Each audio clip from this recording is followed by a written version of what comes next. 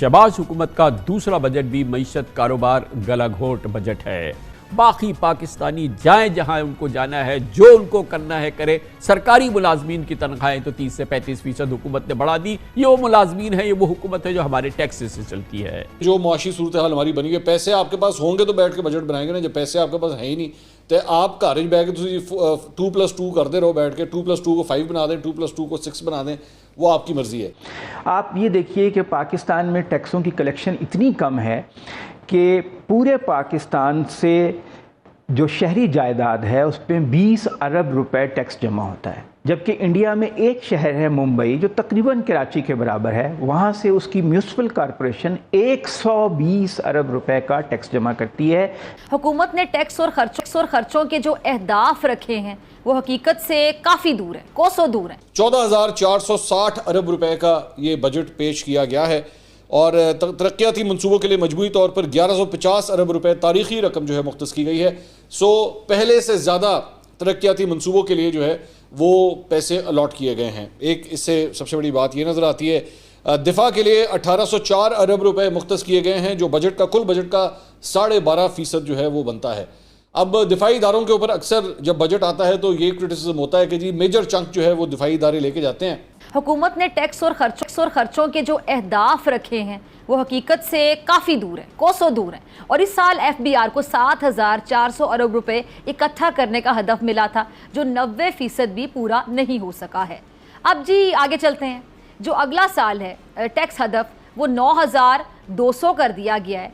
अब एक सवाल है कि ना जाने इसके पीछे क्या जो सोच है वो कार फरमाए, और ये होगा कैसे। सबसे बड़ी चीज़ है जो 90% भी पूरा नहीं हो सका ये हदफ, ये पूरा कैसे होगा आगे जाके। और ये जो फिर सरकारी मुलाजमीन है उनकी जो पेंशन है 17.5 और तनख्वाहें जो है 35% तक की बढ़ा दी गई हैं। और एक और सवाल आ रहा है कि ये जो पैसे हैं कहाँ से आएंगे।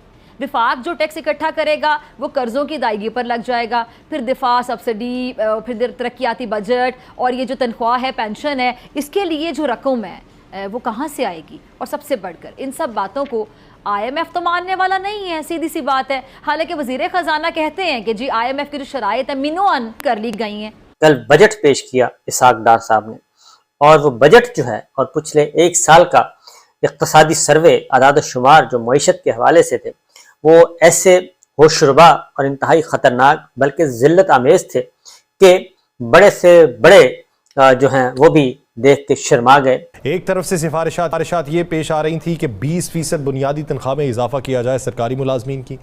एक तरफ से सिफारिश ये आ रही थी कि 30% का इजाफा किया जाए। एक तरफ से सिफारिश ये आ रही थी कि आपको 50% का एडहॉक इजाफा करना चाहिए।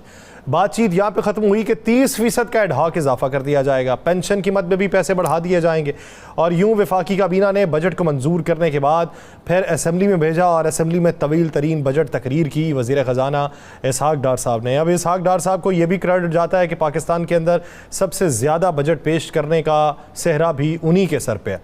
अब मौजूदा सूरत हाल के अंदर जहाँ पर 14,460 अरब रुपए हजम का बजट पेश किया गया है, वहाँ पर जो मुलाजमतों के हवाले से बातचीत हुई, जो पेंशन्स के इजाफे के हवाले से बातचीत हुई, जो तरक्याती बजट के हवाले से बातचीत हुई, जो EOBI फंड्स के हवाले से बातचीत हुई, जो बेनज़ीर इनकम सपोर्ट प्रोग्राम में तोसी के हवाले से बातचीत हुई, बहुत अच्छी बातें हैं जो सुनने को मिली।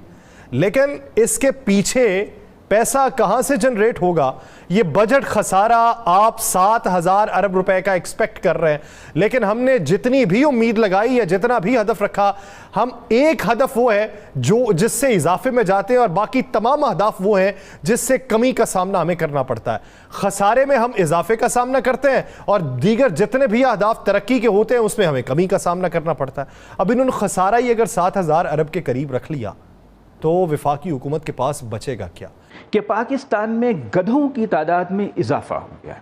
यानी पहले 57 लाख गधे थे, अब 58 लाख हो गए। पूरे 1 लाख गधे मुल्क में ज़्यादा हो गए। सनती पैदावार 8% कम हो गई।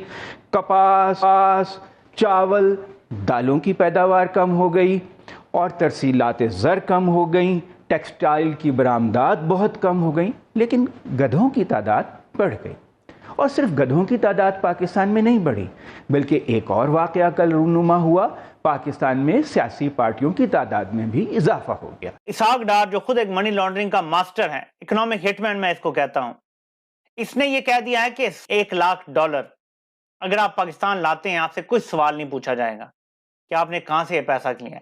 यानी अगर आप पाकिस्तान से मनी लॉन्ड्रिंग करके पैसा बाहर भेजें, फॉर एग्जांपल जरदारी ने घरों में रखा हो, बिलावल हाउस में अरबों डॉलर रखा हो, $1,00,000 अगर आप पाकिस्तान लेकर आएंगे अपने साथ, कोई सवाल नहीं पूछा जाएगा ये पैसा कहां से आया है। ये ब्लैक पैसा व्हाइट करने की स्कीम दी गई है। दूसरी तरफ इनकी ऑडेसिटी देखें जरा आप। एक तरफ ओवरसीज पाकिस्तानी को धमकियां दे रहे हैं, हम तुम्हारी नेशनलिटियां खत्म करा देंगे, हम तुम्हारे वीजे कैंसिल करवा देंगे, हम तुम्हें डिपोर्ट करवा देंगे। और दूसरी तरफ कह रहे हैं ओवरसीज पाकिस्तानी अगर ज्यादा पैसा भेजेंगे तो हम उन्हें इनामी स्कीम के जरिए इनाम देंगे। तुम्हें ओवरसीज पाकिस्तानी बेटा पैसा नहीं देंगे।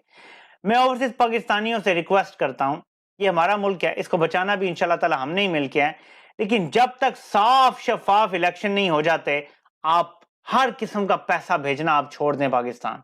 गुज़श्ता एक साल के दौरान बैरून मुल्क मुलाजमत के लिए जाने वालों में बड़ा इजाफा हुआ है। 2021 में जो इमरान खान का दौर था, जिसको आप बदतरीन दौर कहते थे और बाजवा साहब फरमाते होते थे कि वो मौत मईशत का सत्यानाश कर दिया है, 2021 में 2,86,000 लोग बैरून मुल्क गए पाकिस्तान से मुलाजमत के सिलसिले में और हसूल रोजगार के सिलसिले में। लेकिन 2022 में जो पिछला साल गुजरा है और जो मुकम्मल तौर पे इन्हीं का साल था, 2022 में भी 8,29,549 पढ़े लिखे लोग बाहर चले गए हैं। ये हमारे सामने टेबल पड़ा है और ये है इक़्तिसादी सर्वे की रिपोर्ट है। हाँ, अलबत्ता गधों की तादाद बढ़ गई है। पढ़े लिखे रोजगार, पढ़े लिखे जो नौजवान हैं वो चले गए हैं बैरून मुल्क, और पाकिस्तान में गधों की तादाद बढ़ गई है, और वो भी 1,00,000 पूरी तादाद बढ़ी है। और घोड़ों की तादाद में कोई इजाफा नहीं हुआ और ना ही खच्चरों की तादाद में इजाफा हुआ।